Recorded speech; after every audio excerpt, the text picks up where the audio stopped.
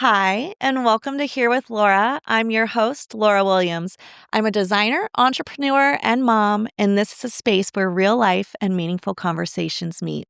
Today's guest is a true tastemaker in Austin's design world and beyond, known for her keen eye, thoughtful perspective, and ability to bring creative voices together. Through her work, she's helped shape the conversation around design in Austin, building a stronger sense of community among the city's most talented builders, designers, and architects. At the helm of Austin Home magazine, she continues to highlight stories and people defining Austin's design identity. Please welcome Karen Zabarsky Blashek, editor-in-chief at Austin Home magazine. Oh my God, I need to bring you around with me. That's the best introduction I've ever. I'm like, can I take notes on that? Oh, you're funny. No. Thank you for being here. Thank you for having me. This is so fun. Exciting. Okay, Yeah. So first of all, big fan of what you do. Thank you. You're very, very talented in making Austin Home just like another level of what it ever has been. That means a lot coming from you. Thank you so much. So I was introduced to you by Caroline Pinkston, best PR woman in the world. Who we all worship. It was your inaugural big kickoff party for your first magazine you put out as editor-in-chief. I might have been wearing this dress. Maybe. Full circle. Fall editor's preview. Yeah. It was this dress. Well, it looks great. It looks a little different now, though. It's a little different. You're like I was saying before, I have like 3 dresses that still expand enough in this area, and this is one of them. So she's a keeper. Hold on as long as you can. Exactly. You're going to grow and be like, how am I this big right now? I thought my stretching skin could not go any further, and then somehow it does. Already, I'm just like, every time I look in the mirror, look down, I'm like, oh my God. And then I remember what's happening. But I guess it's, the beauty of life. It is the beauty of life. But it's very bizarre. And you're like, this is wild. Is this even my body? It's very bizarre to share your body with another human being. Yes. And it's so beautiful and amazing. And at the same time, you're like, okay, there were some benefits to just me having my body. Yeah. Makes you appreciate that a little bit more. It makes you appreciate it. Yeah. Exactly. When you're feeling a little tired at 2 p.m. and like, come on, it's only 2. When you're feeling I have to tell you, I got through my whole day yesterday. It was a great day. Got into bed. I was so exhausted. And then all of a sudden, I think it was him. It wasn't me. He was like, I'm starving right now. It's time to get up. Yeah. So we got up and we made a bowl of pasta. Yes. I'm just on his schedule already. Yeah. Well, trading you for motherhood. That's what my husband said. The rest of your life. That's what my husband said. He was like, this is it. Yeah. That's so funny. Yeah. So, editor-in-chief at Austin Home magazine. Yes. But you did not start in the publishing world. You were in real estate development. You studied architecture. Yeah. Tell me, how did you end up where you are today? Yeah, I'm a weird editor in that I never did this before being in this position. Yeah. I did many parts that kind of come together naturally into what I'm doing, but never this. My background is actually in design. It's in architecture, urbanism.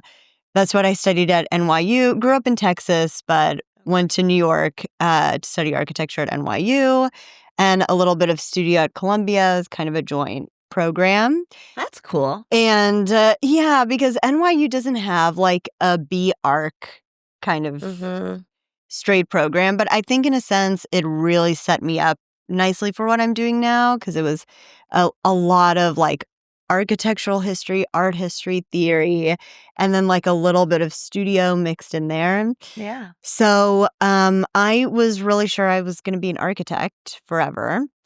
And then straight out of school, I kind of cut my teeth at a few architecture firms and had one foot in design. In New York City? In New York. Okay. Yeah. So I was in New York for 13 years. So that's a big deal. Architecture in New York City. I mean, there's to get those jobs straight out the gate. There's no better place in the world. Yeah. And a huge part of that is definitely kudos to NYU. Mm-hmm. They put a lot of emphasis on getting you placed in internships and just like getting you out into the world. Love that. And it doesn't really have a real campus, so it's kind of like a part of the ethos of the school, which was totally my style because by the time I got out of high school, I was like, okay, done with that. Yeah. Ready for the real world. Time for the hustle bustle. Time for Ready the hustle to be bustle. a city slicker. Yeah. I think so. And so, yeah, I got out and kind of, started with a few firms with one foot in design, but one foot in business development, making the presentations, like doing the kind of setting up the pitches and doing the research for proposals and new projects. And so even going back to that, I kind of saw the magic and fell in love with the idea of not just doing the design, but kind of telling the story around the design and looking at the history of the place, the context of the city, the local economy. What does it need? How does that fit into like what the project will look like and be and all of those things. And so after a few years of doing that, I also kind of through a serendipitous New York magical moment, I guess, got a job as a creative director for one of the biggest developers in the country. Wow. Who, they were doing big things, but actually their team was quite small when I started. So I was the only person in the office that didn't do Excel. It was like the analysts, Excel, finance. And then they kind of hired me almost as like a luxury hire of like, well, I think the job description was help make our stuff look good. I remember the owner was like, are you interested in helping us make our stuff look good? And I was like, not sure what that means, but yes. I'll do my best. Let's do it. And so I started there. I was there for 7 years. Wow. And so by the end of my time there, I was the head of design. Because the firm had started when I joined, they were doing mostly acquisitions, and then they started building ground up developments. And they were like, "Didn't you study architecture? Can you like help with this?" And so it all just kind of came together. Amazing. And I got into this really, really cool position and really unique position of really being one of two creative people in the office. Creative in the sense of our industry. Yeah. Everyone's creative, I think, but creative in the sense of design and branding and things like that. And being able to kind of oversee real estate developments from the very inception and almost acting as like an extension of ownership of overseeing the whole creative vision of a building. So is everything from, okay, we have this site. What does the local economy need? What does the community need? What are people asking for? What's missing? And then hiring the architecture team, the interior design team. How does that translate into the physical design, the programming, the aesthetic? Everything. And everything. And then to the end of branding and activation and all of that. So it was this incredibly, incredibly special position of getting to be kind of a glue between all of those phases. Incredible. Because usually creatives in real estate development are very surgically, inserted into, okay, interior design. Okay, now you're done. So now we'll move on to branding or whatever it is. And I think, getting to be a part of it in that way, it just showed me how much of a difference it makes when you have that versus when you don't have that. And not just for like the beauty and efficacy of the building and the development, but also for the community. Absolutely. Like, will this building be a treasure for the community or not? A lot of times, if you don't have someone kind of in that role, things get so value engineered along the way. It starts with this original vision, and then it ends up being something totally watered down. So it was very eye-opening. That's amazing. So then from there, in that position, how did you get to this world? So then COVID happened. Yes. And I had been in New York for, I guess, 12 years at that point. I went home to Dallas to be with my mom, and which is where I grew up. And after 12 years of the constant high pitch energy of Manhattan, Mhm. which was amazing for my 20s.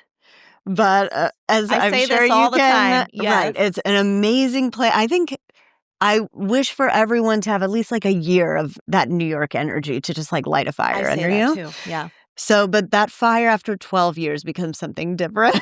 You start to Feels burn like out. a A little little bit of bit. like a waterfall on you. Exactly. A little bit of like Maybe more of a fog. a smoldering. Exactly.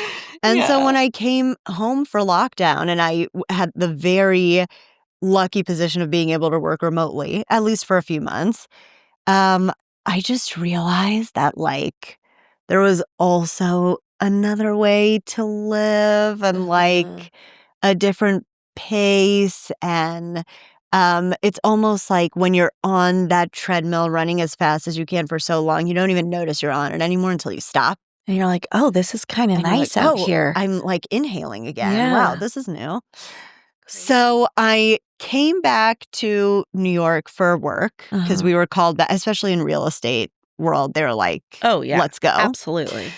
So I came back to New York for work, but was still very much had my eyes open to Mhm. my heart just feeling so happy with the change that I had just Mhm. had. And How long were you in Dallas for I before was going there. I back? ended up being there for 5 months Okay.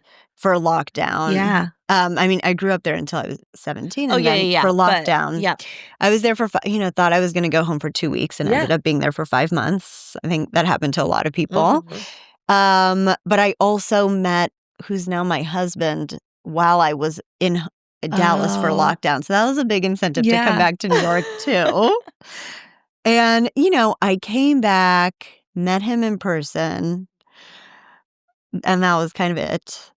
And then started, like, going back to the office and all, but I just felt this fire to not just have a different level of freedom, like, on a personal level, which I had just experienced, but also on a professional level. And just having that moment of, like, mental clarity, it made me realize, like, all of these things that I learned about placemaking, cities, communities, things like that. Mhm. I wanted to translate that into my own projects and my own clients that I could Mhm. choose.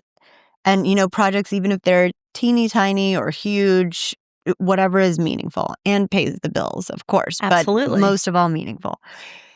So about 3.5 years ago now, I guess, I left my job. I started a company called Ground Up, Okay. which is basically creative direction for big real estate projects. It's very similar to what I was doing when I was in-house, Awesome. um, but just for many different types of clients across the country, and a few international also, and just really acting as that new role in the stereotypical real estate development team Yeah. where you have the architect, interior designer, maybe branding agency, Mhm. and kind of introducing this new role of the glue. Incredible. And so at that time, I did all the COVID things. I got engaged. I moved to Texas. I quit my Yeah. job. I started a company. I never made sourdough bread. I didn't either because I was like, "That's too much of a commitment." I know. That's I'm a like, big "Takes too long. commitment. I don't get my instant It's a gratification." Yeah. big commitment. You got to take care of that But baby, I made that starter friends who baby. made sourdough bread, so I reaped the benefits. There you go. Okay. I had no part in the sourdough bread. That was one big thing I skipped. That's funny. Other than that, we got a dog, all the Yes. Yeah. stereotypes. And so that was wonderful. Mhm. We moved to Texas, Did you go to Dallas at first, or did you come to Austin already? No, we came straight to Austin. We knew Okay. I wanted to be closer to my family in Texas for sure. But I had grown up coming to Austin all the time. And it's changed a lot. Yeah. But the soul of the city is very much intact. Mm-hmm. And when we came to visit here and just felt the energy and the vibrancy and the scale also, that it's in many ways it feels like a huge small town. And Absolutely. We talk about this all the time on the show. It's so funny. Like all of my yeah. guests, we always talk about the soul of Austin, Oh my just gosh. persisting through all the change. And then the fact that you somehow know everybody Oh my gosh. when, like, it is a big city. It's not It's a like we're big in, city. Hodonky USA. It is a big city, but somehow I go to the grocery store on the other side of town and I run into somebody I know. Oh, yeah. I It's very mean, the Whole bizarre. Foods at Lamar is like the best club in Austin.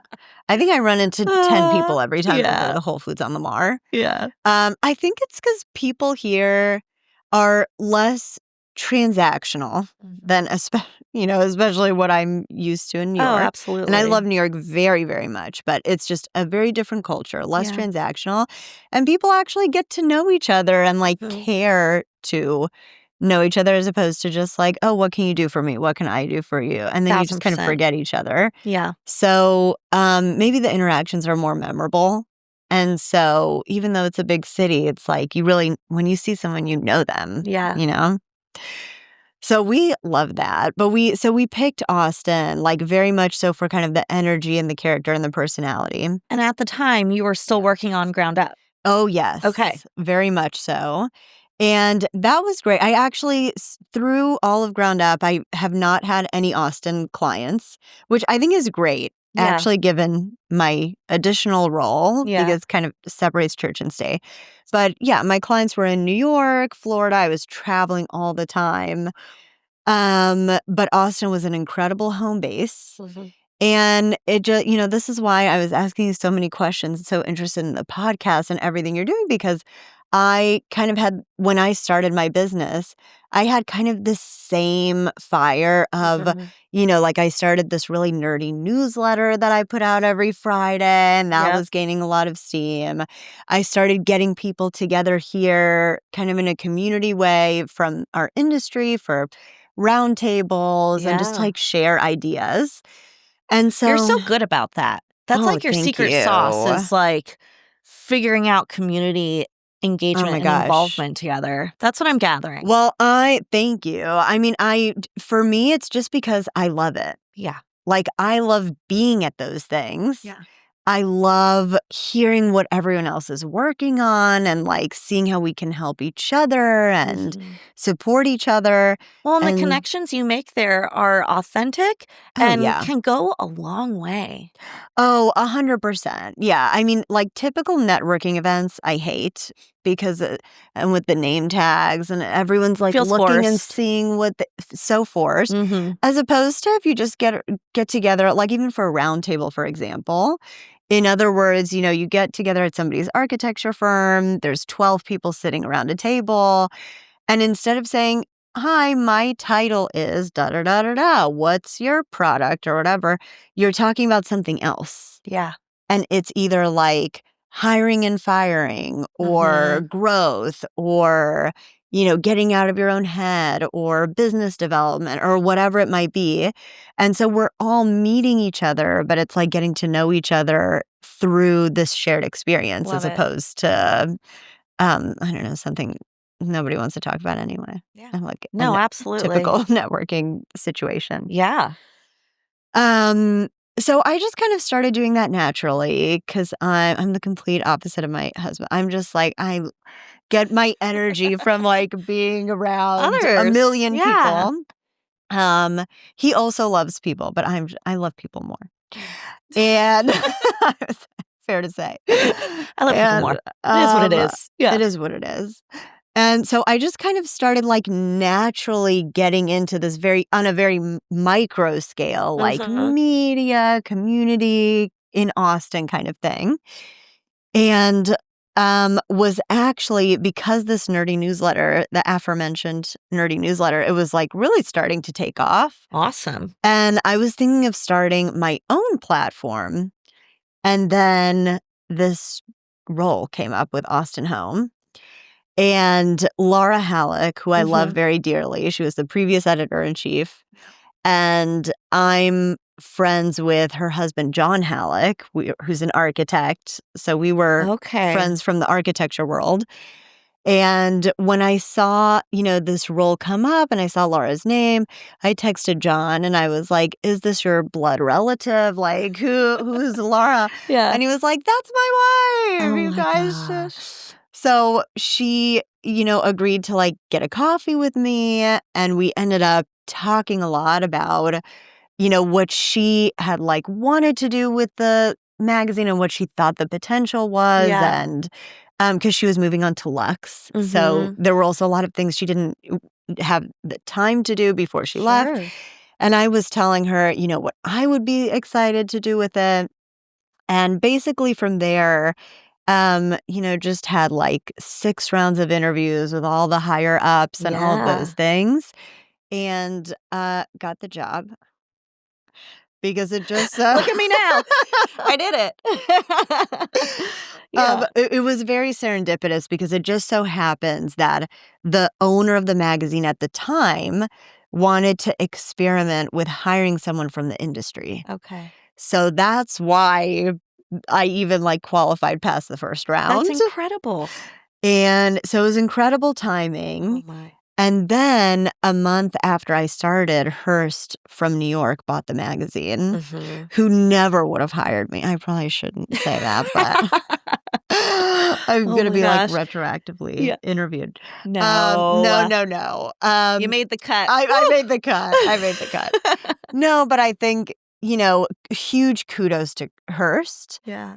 When they came, because, they bought Austin Home, they bought Austin Monthly, some Mhm. other, and they actually took and none of us knew what was gonna happen with Yeah, it's a that. little bit scary. Acquisitions can be a Mhm. bloodbath sometimes, Mhm. but really to their credit, they were like, "This is super local. We wanna kind of take y'all's lead with this." Amazing. So I was like, "Okay, I get to keep the job, Yeah. thank God." Yeah.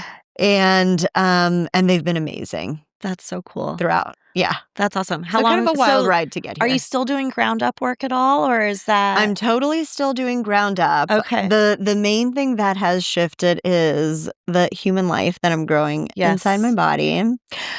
Um, so I would, it's just such a tremendous mindset and lifestyle shift Mhm. because it's a new job. It's like a Mhm. third job, and it's the most important job, I think. Yeah. And so, yeah, I mean, up until, well, 20 weeks ago, Yeah. I'm like, how many? Up until 20 weeks ago, yeah, I was very much doing both at the same time. Mhm. Because like I said, the ground up projects were all across the country, as well as I had a high rise in Toronto, hotel in the Oh, Dominican cool. Republic, Yeah. just kind of all across the map. Um, and so nothing in Austin. It was like very separate. I think that's so smart. I love that. Yeah, that was, before I got the job, I was kind of starting to talk with some Mhm. potential Austin clients, and then when I got the editor job, I was so grateful that That I nothing hadn't happened. started Yeah. anything yet, because it just allows pure editorial integrity Mhm. without any, like, "While I'm working on this, should I not include it, or should I I include know. it because You're I like, am "I think working it's on good it?" enough to include, but Right. then am I biased because 'cause I'm creating it?" And Exactly. yeah, So that's I'm hard. happy to not be in that position. Yeah. Um, and I think so I'm still doing some projects with Ground Up, Okay. but that is the main thing. It's kind of the beauty and the curse of being your own business owner Mhm. is that you can turn the volume up and down Absolutely. based on your own bandwidth. Yeah. No maternity leave, but you can you can, like, turn it up and down. Yeah. So, for now, still taking on a few projects, but really turning the volume down. And what's happening with the magazine is just so exciting Mhm. that the volume is being turned up on that, and, Yes. I'm just so excited for 2026. That's Yeah. awesome. So how far ahead do you typically plan your editorial calendar of content, what you're putting in? How does that work? Well, that is also something, because I'm not from this world, that Yeah. is also something I've w had to adjust. I mean, when I first started, I was really, flying the plane as I was building it. So it Mhm. was like, "Okay, here's the next issue. Okay, let me do that issue," and then moving on to the next issue. Yeah. Now I've gotten to a much better place where we have our full 2026 editorial calendar. Awesome. It's gonna be amazing. And, so already, I mean, spring we have 4 issues a year. Mhm. We're quarterly, and spring is basically assigned. Summer is halfway done, Okay. but we're about to we've already published actually the calendar online, but we're about to kind of do a big push to send it out to everyone. Cool. And so we're already accepting submissions. And, the beautiful thing about Austin Home is that it's slow journalism. It's Mhm. not necessarily like, the digital side is different, but the print publication is very much what are the huge changes happening in our city that, you Yes. should know about or be a part of? Like, who is this leader that's standing out Mhm. for these 5 different projects they've done? Well, and what's super cool is since I've gone to your launch Mhm. events, I mean, you have the people that you're talking about in the magazines there Oh, that you yeah. can interview, people can meet them, learn more about what they're doing, whether it's an artist or an architect it's so cool because you sit down and it's like a little panel and you have a conversation. Yeah, It's so fun. totally. And as somebody who just is attending, Yeah. because I'm excited to be in the scene, Yeah. I mean, that's amazing. I'm so happy to hear that. We've gotten great feedback on the editor's preview, I have to Yeah. say. Because for me, the idea was just like, let's bring the issue to life. And so, And create community around it, and create community which is your superpower. 100%. We've decided. I will take it. I will Yeah. take that as a Yeah. superpower because to me, it's just like, I just love being around you guys. Yeah. It's like, I'm doing it for me also, but I'm doing it because when I started the job, I did probably, without exaggeration, 50 coffees like this, but just without the microphones. Yeah.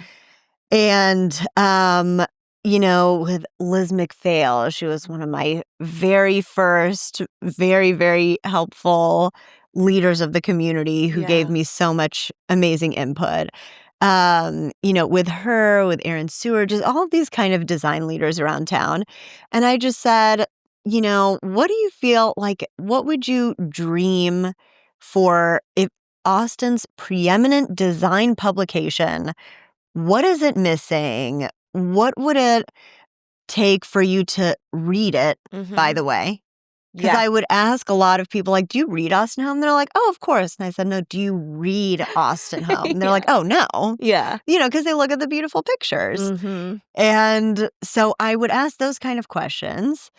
And I basically got 2 points of feedback. One was, we want to hear more about, what's happening in the Mhm. city. So not just beautiful homes, which are very inspiring, but also, The exciting action and like the ACL excite things or, no, like, it what's was more happening like the only. transit project, Yes. the new, there's a new zoning, code approved to allow for 3-story staircase buildings, for example.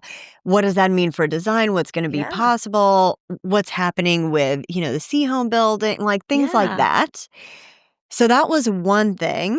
Well, that's the forefront of information that we need to know. Yeah. 100%. And also, that speaks directly to my heart because of the experience I had of seeing how those design decisions impact quality of life so deeply for the Mhm. citizens of the city. Mhm. And so people should know, and they Absolutely. should know what they can have a voice in or Mhm. have some kind of a hand in, or at the very least be aware of. So that was one thing. And then the second one was community. Mhm. I actually heard that a lot from people, especially people who had attended these roundtables and things like that. Yeah. They said, "Oh, well, we wish that we could see each other more and kind of be a more kind of in-person Mhm. vibe." So putting all of that together, I pretty drastically um, adjusted, I would say, some of the content in the magazine. We still have the beautiful homes, but they have to be either pushing the limits of something, whether Mhm. it's construction methodology, materials, sustainability. They have to be doing Something something special. special and Yeah. something very Austin. Mhm.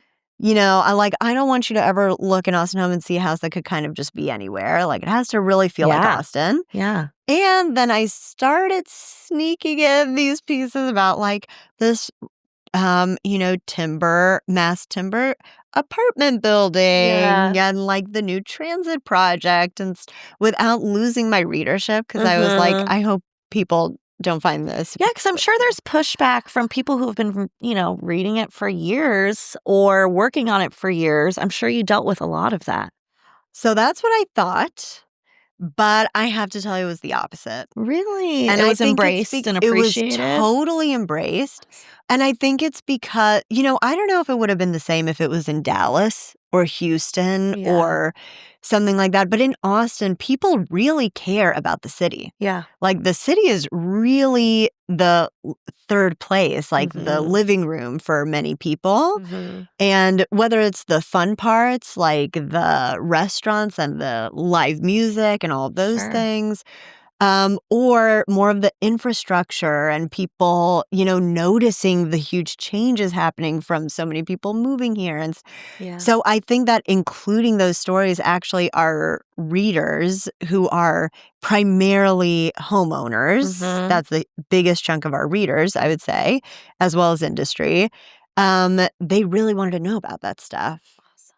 So that was a really happy surprise because I was That's like, so I'm great. so glad because this Like, is what I "Whew." care about. Yeah. so, Yeah. so that worked And out. it adds to the passion that you're putting into the magazine. If you're able to actually put out Yeah. these stories that are meaningful to you, Yeah. it's nice if you care what you're putting into it. Oh, totally. I mean, that's kind of what my feeling was from the beginning Yeah. was, because Austin Home has always been this like totally beloved local publication. Mhm. Um, and so has always had a big readership locally. But my feeling was like, I'm going to put out the magazine that I'm really psyched about. Yeah. And hopefully I don't like lose half my readership and get fired. Yeah. I Fingers was crossed. like, we'll see. Yeah. So far, so good. Well, you've been And killing it. thank you. Great. And then with the editor's previews, we also really, which I think that there were always issue release parties, from what I understand, but a little smaller scale, kind of at, local retailers, things like that. Yeah. I really wanted them to take place somewhere that was really cool Mhm. and really pertinent to kind of the topic of the magazine. Yes. And a place that like shows the power of design, Mhm. and also, like you were mentioning, to bring some of those amazing leaders that are in the issue there so people can talk to them and hear from Yes. them. So that, for example, our spring issue was the historic preservation issue, which is a topic that's very, very, very close to my heart. And I'm sure a And lot of people in Austin oh, so care about that. totally. Yes. Totally. That I think we sold out that editor's preview in like 4.5 days Yeah. because it was just I didn't make it. well, didn't make well, now you can email Yeah, me. now I know. Now you know. You can call me. And because we had it at the historic McFarland McBee Mhm. House, which is the new home of Preservation Austin. Mhm. And it was this, location that everyone said, oh, I've driven past there for 15 years. I always wondered what was Yeah. inside. And just to highlight this local organization that is doing God's work in Austin for us, and we should be so grateful. Yeah.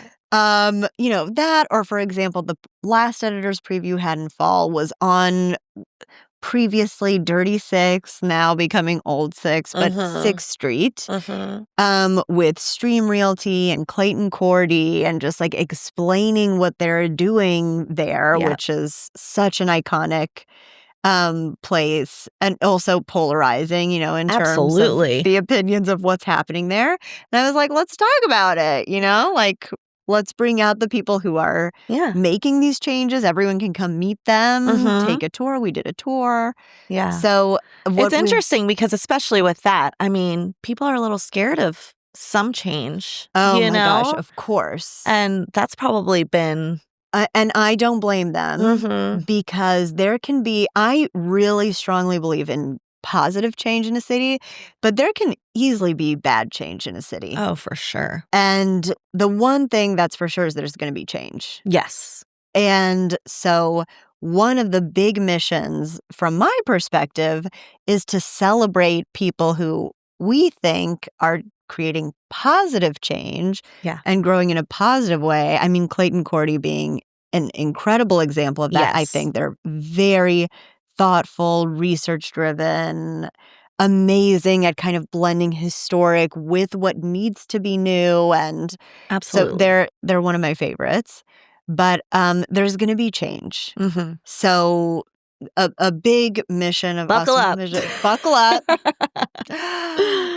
Everyone's like, newsflash, there's change. Yeah. There's a lot of change, but let's highlight the people who are doing a good job so that, we can hopefully push the change in that direction. Yeah. And I mean, the city's going to evolve, and it has. You know what? Because if it doesn't, it's shrinking. Exactly. It's nothing stays the same. No. It's either going to grow and change or shrink. Yeah. And so we just have to make sure it grows in the right way. Yeah. Change for the better. Exactly. Yeah. Exactly. No, I love that.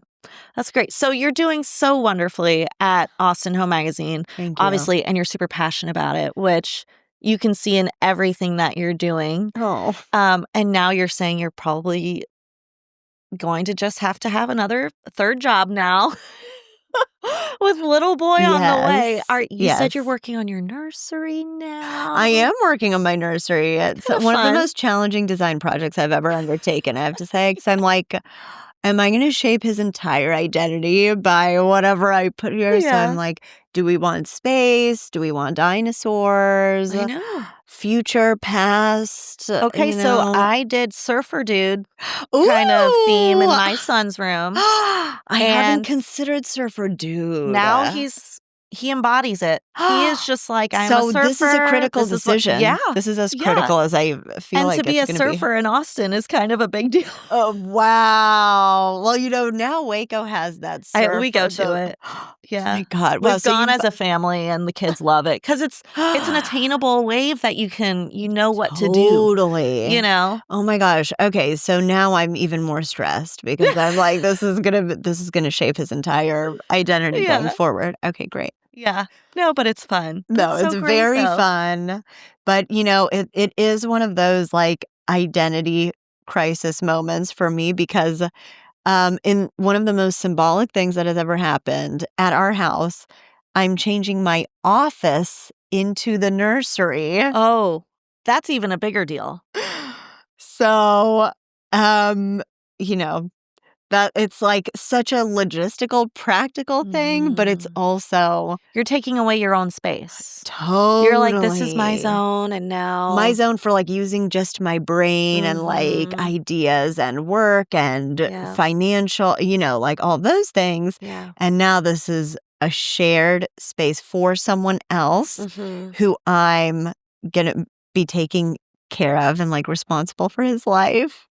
And so when I realized... It's so scary when they're little, but it's so beautiful and so wonderful. And you're like, I can't wait. You know what's funny is you're like, I don't even remember what life was like before this little human. Once you have the baby, just wait. I can't wait to meet him and talk to you after.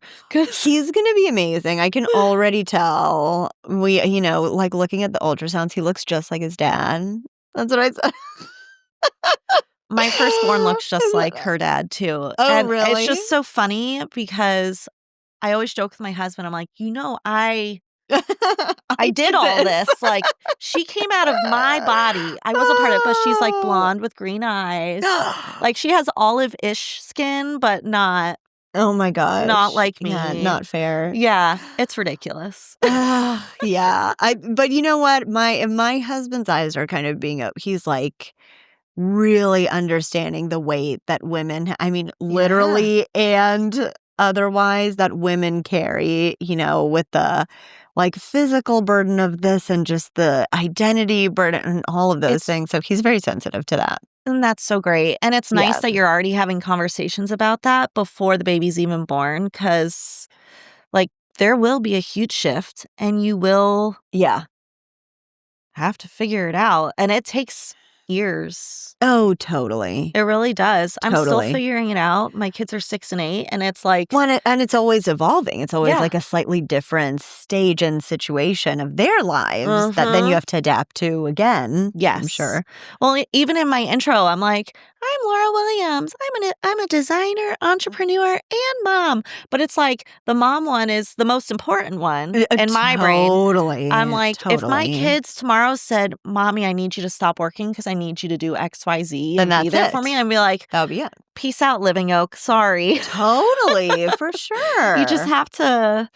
You have to For do it. sure. And I think that's also like looking at the bigger picture of that is what just for me, with all of the symptoms, and I'm going to spare the listeners here and not go into those, but just with everything your body experiences, it's so easy to get entrenched in that.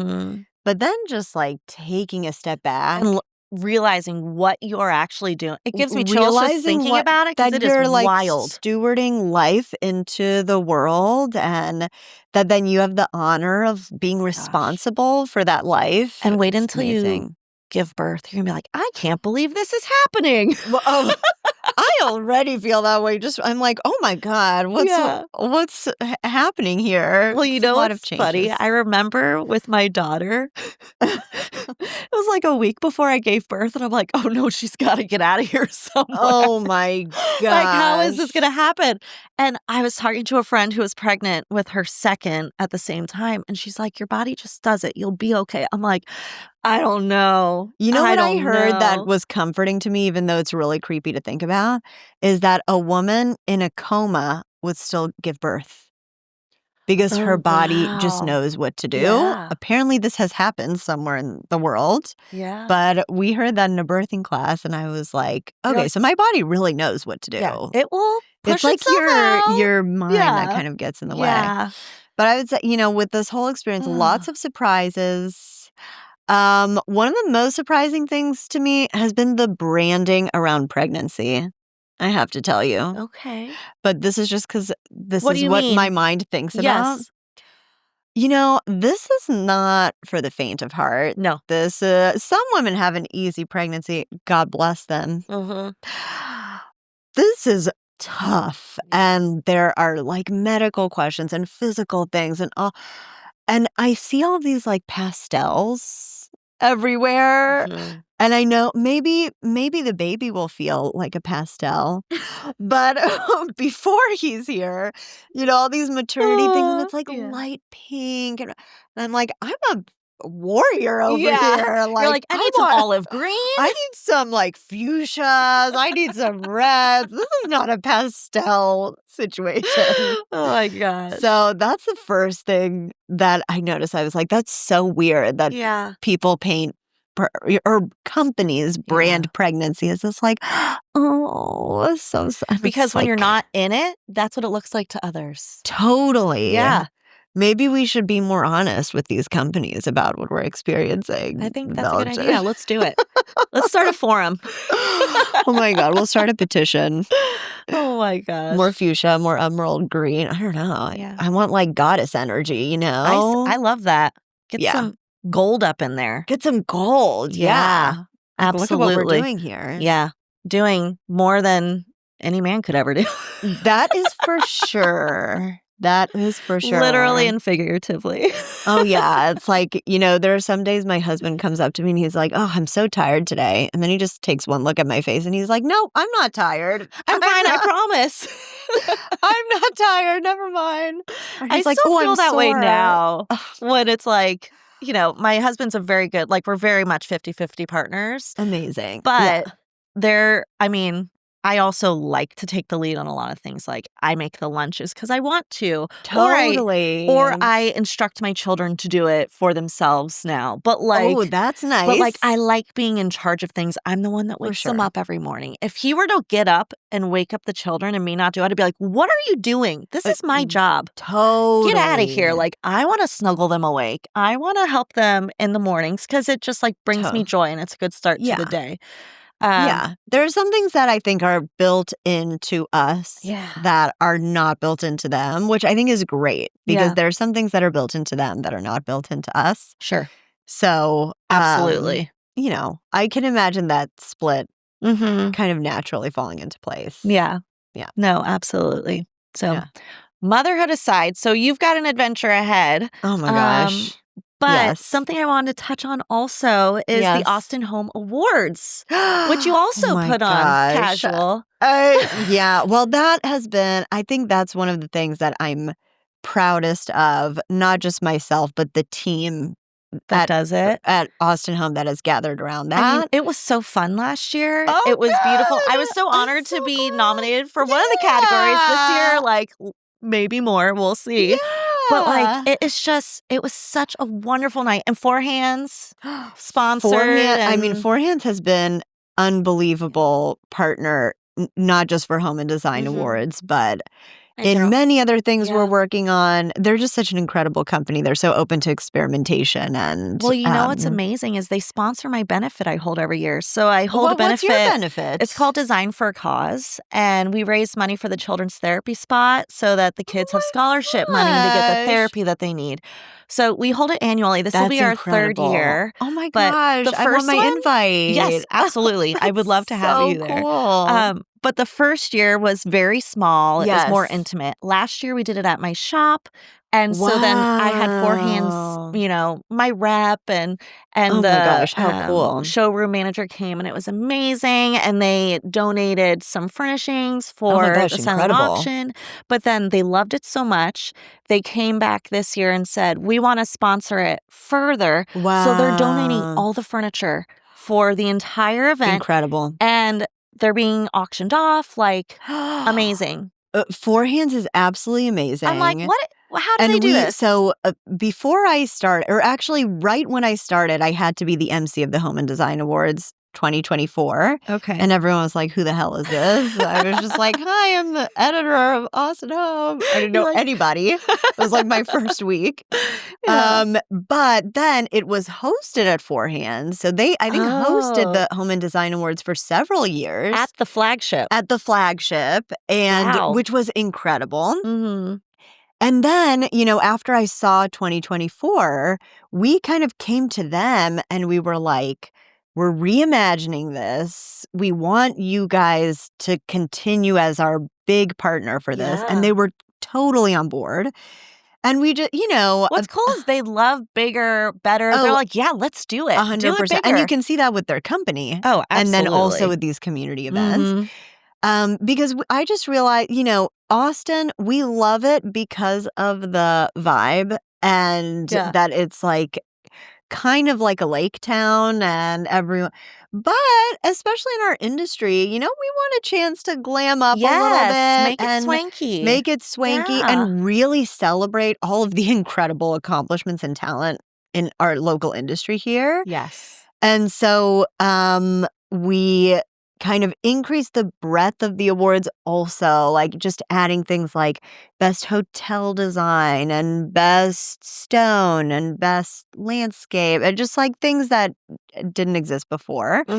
And, obviously made it kind of a ticketed event, but in exchange for that, for our people, really just tried to make it like a red carpet, super I felt exciting. it. I felt like I I'm was, so like, going to glad. the Oscars. I'm so glad. That's what we were like, this is the low-key Yeah. Oscars of design. I even That's got a what we were VIP going ticket for. because I'm like, if we're here for my whole team, we're like, we're here, we're doing it right. We're gonna be in the Amazing. VIP section, and we had so Well, much fun. that's incredible. Yeah. And so for 2026, we're raising the bar even more. So it's going to be hosted at the Line Hotel. We haven't even announced that Whoa. yet. And we're, it'll give us kind of an A/B test of like, do we like it better in more of a warehouse setting like it was last Yeah. year or hotel? So we'll see. Awesome. But we have the entire event space. So there's going to be an incredible VIP lounge, Awesome. incredible winners lounge. Yeah. Hopefully big collaboration with Four Hands, which I think is going to happen. Yeah. And we'll have kind of a separate space just for the presentation of the awards and like more love speeches that. and then also a huge party space and Mhm. some pop-up artworks and performances. And Awesome. so next year will be like a 2.0 of what we did this past year. That's so cool. Oh my gosh, Yeah. I'm so excited. And the musicians, they're so good too. Well, yeah, we'll have more live music Yes. and more. Yeah, we're looking at some cool like lighting art installations and stuff because we Oh. really just want it to be like a celebration, of course, of design, architecture, construction, but also just of that creative spirit that inspires Austin all of holds us. too. 100%. I mean, Yeah. the artistic vibes are everywhere here. Everywhere. And it's so easy to feel inspired here. And how cool if people are coming for an award show to feel inspired beyond what they were expecting too. I mean, Yeah, how totally. awesome. Totally. And I So think cool. especially when we can, speaking of getting kind of mired in the trenches of, admin and HR and finances and this client and that client, and that's what you all kind of are in the trenches of every day. Yeah. To just have one night to like pull out of that and really tap into the reason we all got into this in the first place, which is that fire of creativity and the love of art and Absolutely. expression and what all of those things can do for the human spirit. Yeah. Like let's have one night to just focus on that. Yeah. And And just forget have about fun. HR for a minute. Yeah. Have fun Have together. fun. Glam With up. people who get it too. People you're in it with Totally. every day. Oh, Yeah. totally. I love that. Yeah. Karen, this has been so fun. This is so fun. I'm like, do you have 2 more hours? I know. I'm like, we could go on all day, but, I don't have the space that long. Okay. They're going to give us the boot. Yeah. But This thank is you so for great. being Thank you so here. much for having me. This is fabulous. I am so excited for everything that you are bringing to Austin Home Magazine. And I'm like so excited to see everything that the future will hold for you. Like new baby, all of it. It's just going to be. Yeah, he's going to be along for this ride. Well, the feeling is he's totally. in for it. He's in for it. Well, you can have me back in a year and he'll just be right here. I love. Can I take a turn holding him though? That's how I get my baby fix now. Since I'm done having children, it's like I'm sure I'll clients be will very bring happy for babies, you to and do I'm that. like, I'll hold him. Don't worry. I will take you up on that. Yeah. So I'll see you back here in a year and I'll take you Love up it. on that. Oh my gosh. Well, thank you so much. I want to share with our listeners to follow Karen on Instagram. It's at KZ Blashek, Blashek. And then you can also, of course, go to austinhomemag.com. Yes. Yeah. Thank you so much. Thank Laura, you for this is being awesome. here. And thanks for spending a little time here with Laura. If you enjoyed today's conversation, I'd love it if you'd like, subscribe, leave a review, and share the episode with a friend. It helps more than you know. And you can find more about me, today's wonderful guests, and everything we talked about in the show notes. Until next time, take care of yourself and don't forget to make space for what really matters.